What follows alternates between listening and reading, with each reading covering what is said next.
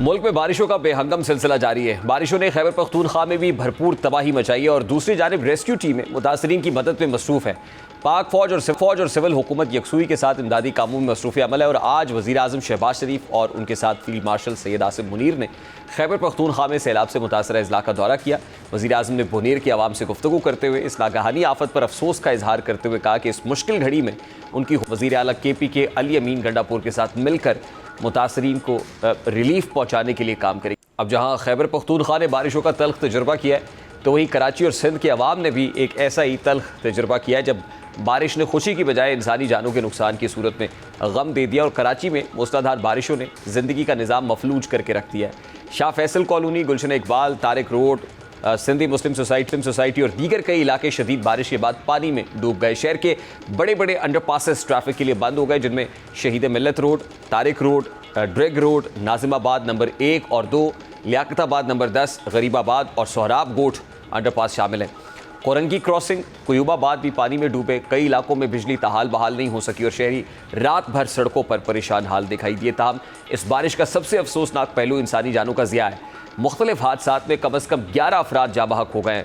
गुलिस्तान जौहर में दीवार गिरने से 4 अफराद ज़िंदगी की बाजी हार गए। डिफेंस खयाबान बुखारी में करंट लगने से एक शहरी जाँ बहक हुआ। शाह फैसल कॉलोनी में 2 नौजवान बारिश के बायस अपनी जान की बाजी हार गए। औरंगी टाउन में दीवार गिरने से एक मासूम बच्चा ज़िंदगी की दौड़ हार गया, जबकि दीगर हादसात में मज़ीद जानें ज़ाया हुई हैं। यादाद शुमार महज तादाद नहीं, बल्कि हर एक के पीछे एक ख़ानदान की बर्बादी, एक गमज़दा घर और एक अधूरा ख्वाब छुपा हुआ है। अब बारिश के बाद कुछ सड़कें क्लियर कर दी गई, लेकिन इसके बावजूद शहरियों की मुश्किलात कम नहीं हो सकी। बहुत से लोगों ने अपनी गाड़ियां सड़कों पर छोड़ दी, कुछ ने रात पानी में फंसकर गुजारी और इंटरनेट और बिजली की बंदिश ने सूरत हाल मज़ीद संगीन कर दी। महकमा मौसमियात के मुताबिक कराची में सबसे ज़्यादा बारिश गुलशन हदीद में रिकॉर्ड की गई, जो 178 मिलीमीटर थी, जो इस बात की अक्कासी करती है कि बारिश का ये सिलसिला गैर मामूली शिद्दत लिए हुए था। बारिशों से पैदा होने वाली सूरत हाल की वजह से तनकीद हो रही है। फारूक सत्तार ने इस मामले पर इंतज़ामिया पर तनकीद किया। अब MQM इंतज़ामिया को हदफ़ तनकीद बना रही है, लेकिन जब हुकूमत से पूछते हैं तो वो कहते हैं कि MQM की अपनी गवर्नमेंट रही है अब, और ये रातों रात तो नहीं हुआ, असल में फोकस आउट रहा है, ये हुआ नहीं अपने दौर में, तो अब तनकीद कर रहे हैं। इस वक्त डॉक्टर अरशद वोरा MQM पाकिस्तान के सीनियर रहनुमा, उन्होंने भी ज्वाइन किया। अस्सलाम वालेकुम डॉक्टर साहब, बहुत बहुत शुक्रिया आपके वक्त के लिए। डॉक्टर साहब ठीक है, अब फारूक भाई तनकीद कर रहे हैं पाकिस्तान पीपल्स पार्टी के ऊपर, इंतज़ामिया के ऊपर, ज़ाहिर मेयर उनका है इस वक्त, लेकिन अब ज़ाहिर ये उंगलियाँ तो MQM की तरफ भी उठती हैं कि MQM ने अपने दौर में क्या किया।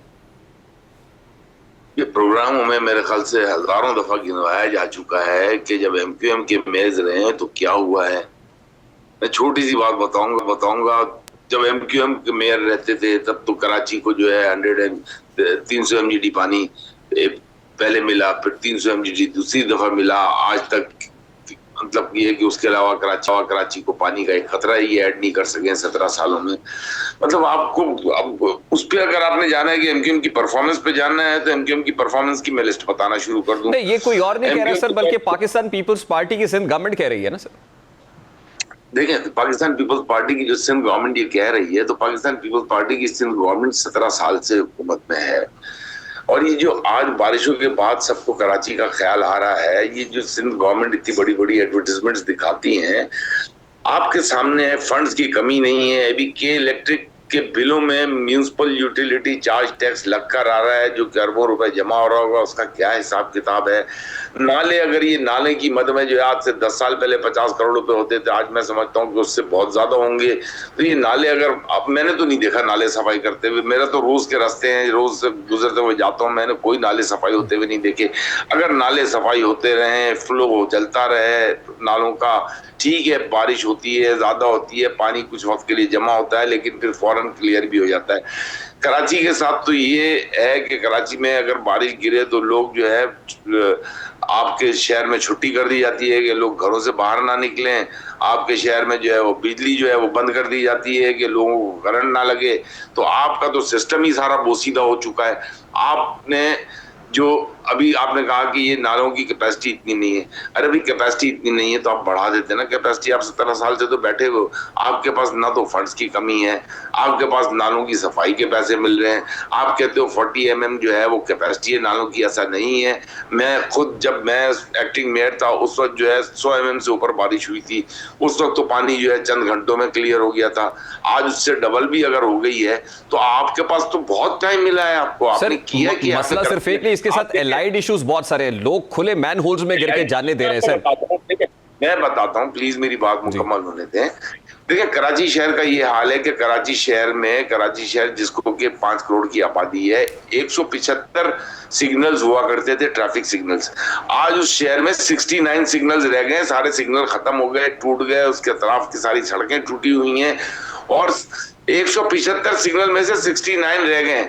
बॉम्बे जैसे शहर में 500 ट्रैफिक सिग्नल्स हैं, ढाका जैसे शहर में 350 ट्रैफिक सिग्नल्स हैं। हमने ट्रैफिक सिग्नल्स टोटली खत्म कर दिए। कल सारे लोग गायब थे, सड़कों पर इक्का दुक्का कहीं नजर आ गए, नहीं आए तो ट्रैफिक पुलिस ही नहीं नजर आई। तो ये अभी जो दिखाते हैं इतनी बड़ी बड़ी एडवर्टाइजमेंट है कि हमने ये कर दिया, वो बसें दिखाते हैं गिनती की, ये भी इन्होंने 200 बसें खरीदी हैं पिछले 10 साल में। और उसके बाद जो है वर्ल्ड बैंक की रिपोर्ट फौरन दूसरे दिन आ जाती है कि कराची को 15,000 बसें चाहिए और 200 बसें गवर्नमेंट की हैं और 300 बसें जो है, और ये वो 200 बसों में से 50 बसें 100 बसें जो ये दिखा रहे होते हैं टीवी पर कि हमने ये तीर मार दिया सिंध गवर्नमेंट ने।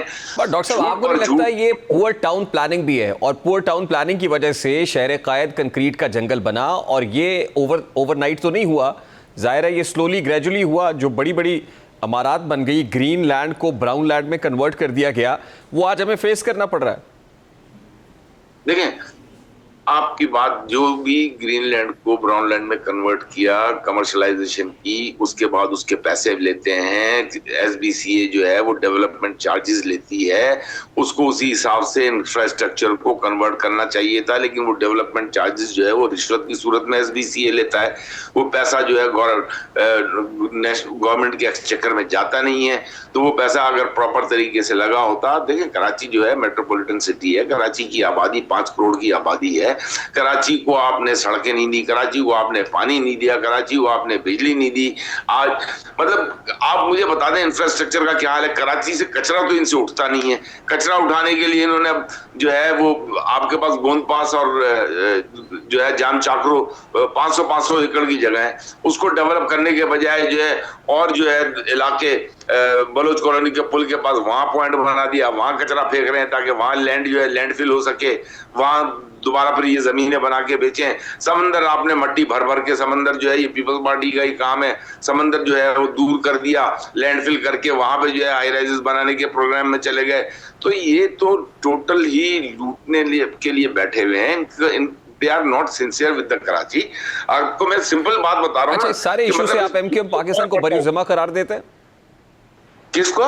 एमक्यूएम बरीउज़्ज़मा है सारे जो फस इस वक्त और कियोस बना हुआ है, एमक्यूएम आप समझते हैं बतौर शहरी सिंध की जमात बिल्कुल बरीउज़्ज़मा है? डेवलपमेंट के लिए एमक्यूएम ने कराची शहर की डेवलपमेंट के लिए रिस्पॉन्सिबिलिटी से अपना हिस्सा, अपनी जिम्मेदारी जो थी, जब जब जिम्मेदारी मिली है रिस्पॉन्सिबिलिटी से उसको पूरा किया है।